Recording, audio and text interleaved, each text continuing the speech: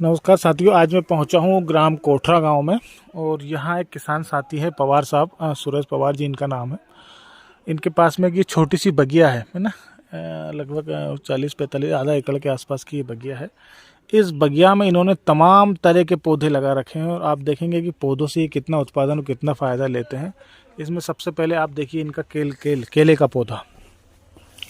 इस बगिया में इन्होंने 4-5 केले के पौधे लगा रखे हैं और उनमें केले आप लग रहे हैं, ये देखिए। उसी के साथ में नींबू के पौधे, नींबू के साथ में। अच्छा, मैं बता दूं कि मेरा यहाँ पहुँचने का उद्देश्य ये कि इन्होंने आज से 5-6 महीने पहले हमसे एक पौधा सागौन खरीद के लगाया था। तो वो पौधे को देखने के लिए हम पहुँचे थे। तो ये इनका केल का पौधा, नींबू का पौधा, आम का पौधा, इस तरीके से आपको ये सारे पौधे। और इस बगिया में मवेशियों के लिए हरा चारा, साथ के साथ में मक्का।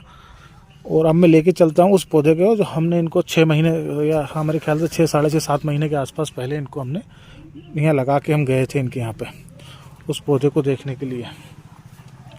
तो मैं आपको किसान साथी से भी मिलवाऊंगा, जो किसान साथी हमारे साथ में इसी में वो अपने घर के लिए सब्जी का भी उत्पादन कर लेते हैं। ये देखिए बैगन, गोभी, तो बिल्कुल पूर्णतः ऑर्गेनिक है। ये किसी भी तरीके का रासायनिक खाद का प्रयोग नहीं करते हैं और इसी में अपने घर के लिए सब्जी का उत्पादन भी करते हैं, साथ के साथ में मवेशियों के लिए हरा चारा भी हो जाता है। और अब हम दिखाते हैं आपको वो पौधा जो हमने इनको 7 महीने पहले दिया था। उस पौधे की जो हाइट है वो आप देख लीजिए, करीब ये है वो पौधा। आपको मैं इस तरीके से शायद ठीक तरीके से आ नहीं रहा होगा,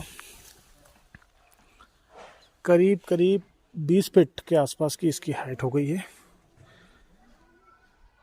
ये देखिए, वो बिल्कुल सीधा, ये है रूट शूट का पौधा, बिल्कुल सीधा बढ़ रहा है। 7 महीने का इसका एक ग्रोथ है। अब मैं आपको किसान साथी से मिलवाऊंगा। तो ये है पवार जी, यहाँ पे इनका ये पौधा है और इनके पास में एक ही पौधा लगे हैं, तो बाकी अपन जानकारी इनसे लेते हैं। नमस्कार भैया, आपका नाम बता दीजिए। सुरेश पवार। सुरेश पवार जी, आपका कौन सा गांव है ये? ग्राम कोठरा पीपलिया। कोठरा पीपलिया। तो आपके पास ये सागौन का पौधा जो लगा हुआ है, कितने महीने का है ये? 6 से 7 महीने के, 6.5-7 महीने के आसपास का ये पौधा है।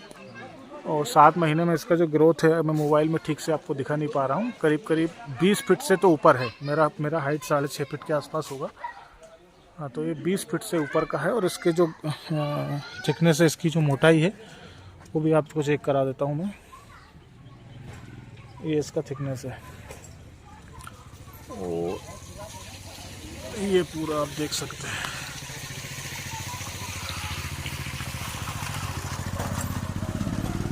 तो ये हमने यहाँ पे एक ही पौधा दिया था। अब ये किसान साथी और हमसे पौधा लेके, अब आप और लगाना चाहते हैं ये पौधे? और लगाना चाहते हैं, अपने खेत में पूरे पे लगाना चाहते हैं। हाँ।